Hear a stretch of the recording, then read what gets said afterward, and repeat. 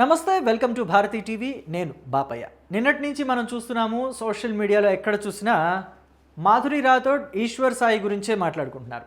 వీళ్ళిద్దరూ ఏకాంతంగా ఉన్న టైంలో, ఒక గదిలో ఇద్దరూ కూడా సమయాన్ని గడుపుతున్న టైంలో ఈశ్వర్ సాయి వాళ్ళ వైఫ్ వచ్చేసింది, శరణ్య. వచ్చి మాధురి రాథోడ్ని, ఈశ్వర్ సాయిని నిలదీసింది. నిలదీయటమే కాదు, శరణ్య వాళ్ళ సిస్టరు, శరణ్య ఇద్దరు కలిసి మాధురి రాథోడ్కి లెఫ్ట్ అండ్ రైట్ ఇచ్చారు, కొట్టారు కూడా. బూతులు కూడా తిట్టింది శరణ్య వాళ్ళ చెల్లెడైతే. సో ఆ ఆవేశంలో బూతులు తిట్టడం, కొట్టడం అనేది ఎవరు తప్పుపట్టరు.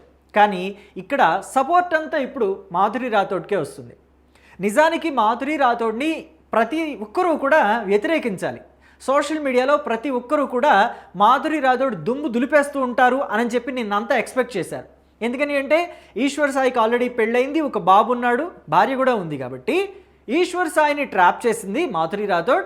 సో ఈశ్వర్ సాయి కాపురంలో చిచ్చు పెట్టింది మాధురి రాథోడ్ అని అందరూ అంటారని చాలామంది ఎక్స్పెక్ట్ చేశారు. కానీ అనుకున్న దానికి భిన్నంగా సోషల్ మీడియాలో సపోర్ట్ అంతా మాధురి రాథోడ్కే వస్తుంది. కారణం ఏంటి అని అంటే కొట్టడమే. ఎలా కొట్టారు ఏంటి అనేది ఒకసారి చూడండి.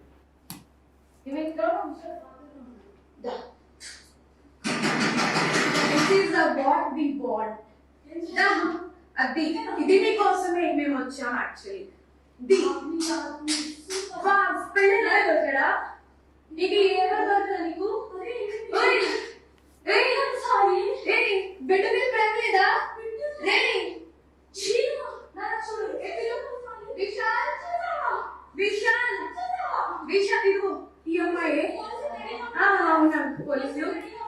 ఇదిగోండి, ఈశ్వర్ సాయిని వాళ్ళ ఆవిడ నిలదీస్తుంది, అంతవరకు బాగానే ఉంది.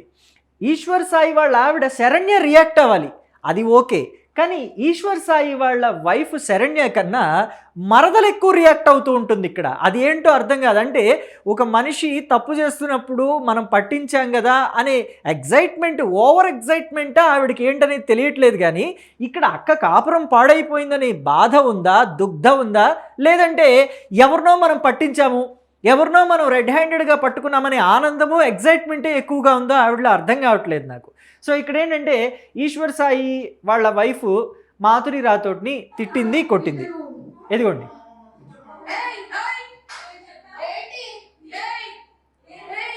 అదిగోండి.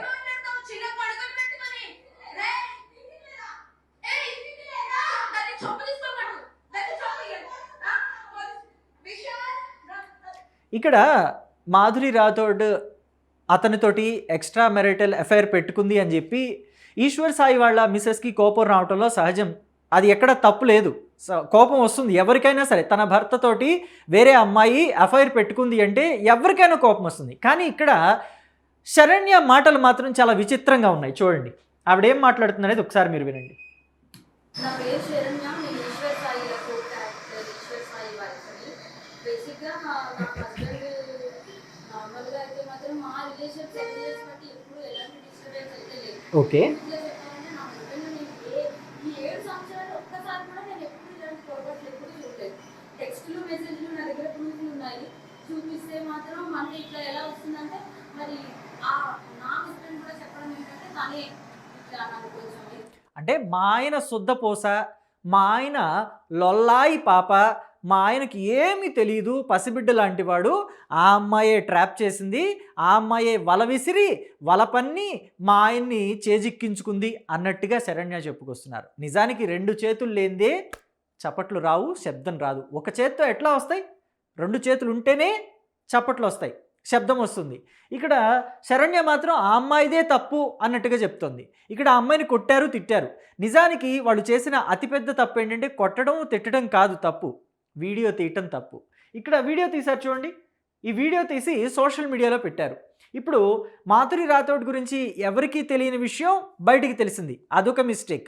అలాగే శరణ్య అండ్ వాళ్ళ హస్బెండ్ ఈశ్వర్ సాయి ఉన్నారు కదా, వాళ్ళ కాపురం కూడా రోడ్డు మీదకి వచ్చింది. వీళ్ళు ఈ పని చేయకుండా ఉంటే ఎంత బాగుండేది. సరే, మీ ఆయనతో అఫైర్ పెట్టుకుంది కాబట్టి నీ కోపం వచ్చింది, కొట్టావు. కొట్టడం కాదు, దవడపళ్ళు రాలిపోయేలాగా కొట్టండి అంటారు. పల్లెటూరులో అయితే దీనికి వేరే ఏం పని లేదా? పెళ్ళైన మగవాడే కావాల్సి వచ్చాడా? దవడపళ్ళు రాలేటట్టు కొట్టండి దాన్ని అని అంటారు ముసలాళ్ళు పల్లెటూరులో అడిగితే. సో అలా చేసావు కాబట్టి అది ఓకే. కానీ వీడియో తీయడం ఎందుకు? వీడియో తీసి నీ కాపురము రోడ్డు మీద పెట్టుకున్నావు. అంటే ఐ మీన్ శరణ్య తన కాపురాన్ని రోడ్డు మీద పెట్టుకుంది. మాధురి రాథోడ్ పరువును కూడా రోడ్డు మీద పెట్టింది. రేపు ఆ అమ్మాయి కెరియర్కి ఒక పెద్ద ఫుల్ స్టాప్ పడినట్టేగా. ఎవరైనా పిలిచి ఆఫర్ ఇస్తారా? యాక్టర్ గానో లేకపోతే ఫోక్ డాన్సర్ గానో లేకపోతే సినిమాల్లో డాన్సర్ గానో సెటిల్ అవ్వాలి అనే ఉద్దేశంతో వీటిలోకి వస్తారు. ఎవరైనా సరే స్మాల్ స్క్రీన్ మీదకి వస్తారు, లేకపోతే ఈ ఫోక్ సాంగులు చేసుకుంటూ ఉంటారు. సో ఇలాంటి పరిస్థితిలో ఆ అమ్మాయికి ఎవరైనా అవకాశం ఇచ్చేది ఉంటుందా అంటే క్వశ్చన్ మార్కే అది. సరే పూర్తిగా ఉండదని చెప్పలేం, ఉంటుందని కూడా గ్యారంటీ ఇవ్వలేం. సో ఇలాంటి పరిస్థితి రావడానికి కారణం ఏంటి? ఈ వీడియో తీసి సోషల్ మీడియాలో పోస్ట్ చేయడమే. మళ్ళీ పైగా పోలీస్ స్టేషన్లో కంప్లైంట్ చేస్తాను అని చెప్పేసి శరణ్య వాళ్ళ చెల్లెలు చెప్తోంది. నా పేరు శరణ్య. శరణ్య వాళ్ళ చెల్లెలు నిన్న ఒక వీడియోలో చెప్తోంది, మేము పోలీస్ స్టేషన్లో కంప్లైంట్ చేశాము, వస్తున్నారు పోలీసులు, వచ్చేస్తున్నారు పోలీసులు, అదిగో వచ్చేస్తున్నారని చెప్పేసి మాట్లాడింది. నిజానికి ఎవరికి పోలీస్ కంప్లైంట్ ఇచ్చే అవకాశం ఉంటుంది? శరణ్యకు ఉంటుందా, మాధురి రాథోడ్కి ఉంటుందా అంటే మాధురి రాథోడ్కే ఉంటుంది. ఎందుకంటే ఎక్స్ట్రా మ్యారిటల్ అఫైర్స్ పెట్టుకున్న వాళ్ళు ఎవరైతే ఉన్నారో వాటిని చట్టరీత్యా అది నేరం కాదన్నట్టు సుప్రీంకోర్టు తేల్చి చెప్పేసింది. మీకు నచ్చిన వాళ్ళతో చావండి అనంది. మీరు మ్యారేజ్ అయినా కానీ బుద్ధి జ్ఞానం లేకుండా ఎవరితో అయినా ఎఫ్ఐఆర్ పెట్టుకోవాలనుకుంటున్నారు, పెట్టుకు చావండి, కానీ వాటికి శిక్షలు లేవు. మీరు విడాకులు తీసుకోవాలంటే దానికి కారణంగా చూపించుకోవచ్చు అని చెప్తున్నాయి కోర్టులు. సో కాబట్టి ఇప్పుడు శరణ్య మాధురి మీద చేసుకుంది, అది తప్పు. మాధురి వీళ్ళ ఆయనతో ఎఫ్ఐఆర్ పెట్టుకోవటం మనకి సంసార పక్షంగా చూసినా సామాజిక పక్షంగా చూసినా అది తప్పుగానే కనిపిస్తుంది, తప్పు కాబట్టి. కానీ చేసుకోవటం మాత్రం ఖచ్చితంగా చట్టరీత్యా నేరమే. శరణ్య అండ్ వాళ్ళ సిస్టర్ ఇద్దరూ కూడా మాధురి మీద చేసుకున్నారు కదా. ఇప్పుడు మాధురి కేసు పెట్టింది. నిన్న శరణ్య అండ్ వాళ్ళ సిస్టర్ అంటున్నారు కేసు పెట్టాము, వచ్చేస్తున్నారు, పోలీసులు వచ్చేస్తున్నారని. వాళ్ళ కేసు యాక్సెప్ట్ కూడా చేయాల. రాయదుర్గ్ పోలీస్ స్టేషన్లోనూ ఎక్కడో కేసు పెట్టారని చెప్పేసి చెప్తున్నారు. బట్ ఆ కేసు కూడా యాక్సెప్ట్ చేయలేదు పోలీసులు. మా పరిధిలోకి రాదు, మీరు వెళ్ళండి అన్నారట. నాకు తెలిసి ఏ పోలీస్ స్టేషన్లో కంప్లైంట్ పెట్టినా ఈ కంప్లైంట్ తీసుకోరు. బికాస్ నేను చెప్పాను కదా ఆల్రెడీ, ఇది చట్టరీత్యా నేరం కాదు కాబట్టి. కానీ కొట్టడం, తిట్టడం, వీడియోలు తీసి పోస్ట్ చేయటం, ఇవన్నీ కూడా వ్యక్తిగత గోప్యతకి లేకపోతే వ్యక్తిగత జీవితానికి సంబంధించిన విషయాల్ని సోషల్ మీడియాలో పెట్టడం అనేది నేరం కిందకే వస్తుందని నేను అనుకుంటున్నాను. మీకేమనిపిస్తుందో మీరు కూడా కమెంట్ బాక్స్లో చెప్పండి. అది నేరం అవుతుందంటారా, నేరం అవ్వదంటారా అనేది కమెంట్ బాక్స్లో చెప్పండి. సో ఇప్పుడు మాధురి రాథోడ్ కేసు పెట్టింది, మరి శరణ్య మీద వాళ్ళ సిస్టర్ మీద కూడా కేసు పెట్టిందని చెప్పి తెలుస్తోంది. మరి ఈశ్వర్ సాయిని కూడా లోపలేస్తారా? ఈశ్వర్ సాయితోనే కదా ఎఫ్ఐఆర్ పెట్టుకుంది. ఈశ్వర్ సాయితోటి ఎఫ్ఐఆర్ పెట్టుకోకపోయింటే ఈ గతి పట్టేది కాదు కదా. అసలు ఆ అమ్మాయికి ఇది వచ్చేది కాదు, వీళ్ళిద్దరు వచ్చి కొట్టేవాళ్ళు కాదు. సో మొత్తం మీద దీని మీద మీరేమనుకుంటున్నారు? శరణ్య తప్పు చేసింది అనుకుంటున్నారా? ఈశ్వర్ సాయి తప్పు చేశాడు అని అనుకుంటున్నారా? లేకపోతే మాధురి రాథోడ్ ఈశ్వర్ సాయితోటి ఎఫ్ఐఆర్ పెట్టుకుని తప్పు చేసింది, మ్యారేజ్ అయిన పర్సన్ తోటి ఎఫ్ఐఆర్ పెట్టుకుని తప్పు చేసింది అని చెప్పి మీరు అనుకుంటున్నారా? మీ అభిప్రాయాన్ని కమెంట్ బాక్స్లో తెలియచేయండి.